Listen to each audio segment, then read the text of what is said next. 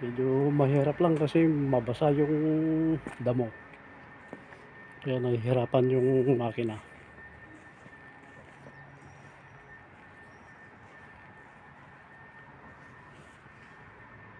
Ayan, may kuhol.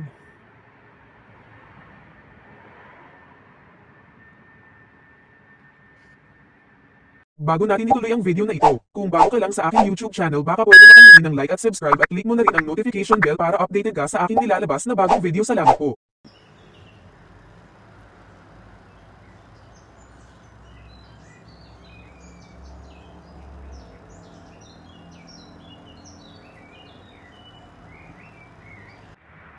Ayan, magandang umaga, hapon sa inyong lahat mga kaibigan. So ito na, tayo magpuputol na ng mga damo. So ang haba na nila.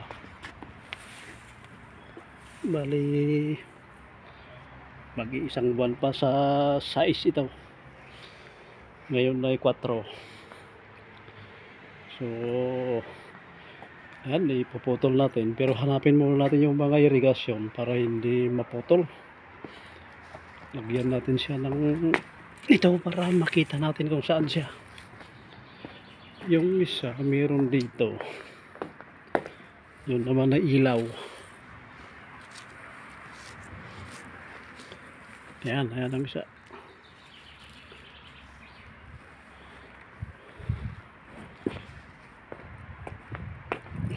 Hindi ko alam kung saan yung iba, pero may gunting na tayo rito. Bali puputulan natin yung mga dyan sa palibot ng mga ilaw na yan. Yan, para sa gilid-gilid niya. Pero i-review muna natin itong ating grass cutter mower. Ito siya, oh. Ang pangalan niya ay Dance. Pero ito ay made in China, galing China. Ano siya, maganda naman siya. Parang ano siya, kuliglig sa Ilocano. Yung panggamit sa bukid. May clutch siya, yan. Pag hinawakan mo yan, kusa ng lalakad, kaya maganda siya. Tapos siya ay 4 timpe, hindi naubusan ng langis. Bali change oil lang ang kailangan dyan. Ayan, so ito yung mga gilid-gilid, yung mga anggulo na hindi ko maanuhan, hindi kaya ng makina. Bali guguntingin ko muna, saka natin puputulan ng makina. So ito siya,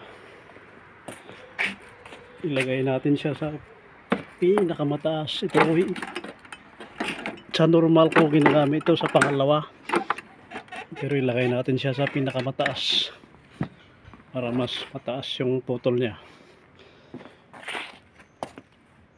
Ayan, umpisahan na natin mga kaibigan.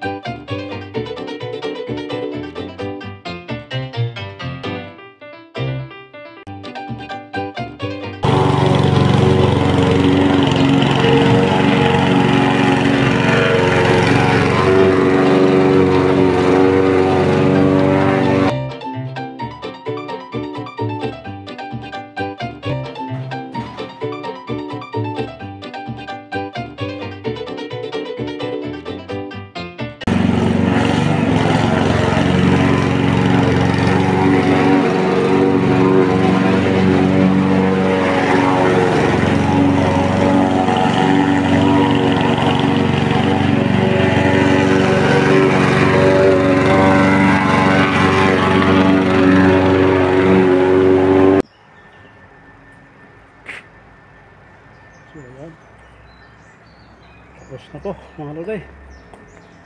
Medyo mahirap lang kasi mabasa yung damo. Kaya nahihirapan yung makina.